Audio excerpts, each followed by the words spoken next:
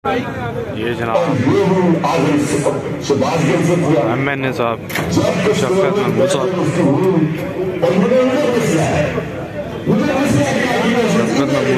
से नीचे उतरे हैं या मंदिर को जा रहे हैं। शफकत महमूद साहब अंदर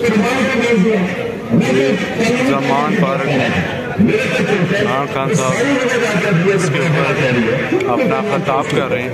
इमरान खान साहब इसके ऊपर अपना खिताब कर रहे हैं। कहने का मतलब ये है कि अभी और बढ़ता जा रहा है जुनून। डॉक्टर के साथ सुपरवाइजर के साथ बैठे एविडेंस पेश करते थे कि तशद्दुद हुआ। आजम स्वाति से वो कह रहे तशद्दुद हुआ, कहीं आया इसका तशद्दुद का? क्योंकि नामालूम अफराद फैसला करते तशद्दुद नहीं हुआ। वो कह रहे थे कौन है साइकोपैथ उसके पीछे नहीं आता।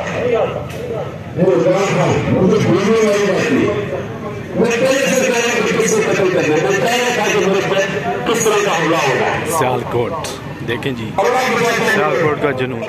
सारी पुलिस के बाद मेरी सारी एविडेंस खत्म की जाती है। जो जेल की एविडेंस कलेक्ट करती है कि एक बेटा 3 शूटर थे, तो एविडेंस आपको दिखाती है। आज ये जो है कि चीफ मिनिस्टर बैठकर पहली चीज करता है जेल की तो खत्म कर देता।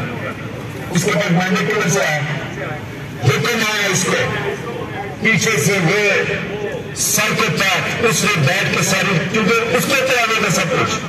तीन शूटर थे, उनका सारा बयान खत्म हो जाना था कि गुरु इंतहा को सर इमरान खान को मारने की कोशिश की। मेरा सारी एविडेंस खत्म और इसकी एविडेंस खत्म कर रहे हैं। उससे दूसरे कर रहा है उसको बिल है पुलिस वाले से भेड़े से मारे करते हैं वो आप जो ले रहे हैं ये पाकिस्तानी है, ये कोई बेकार नहीं है, ये कोई सियासी कारकुन है। तो जैसे इसको मार रहे हैं कौन है अपने एक हमारे सामने।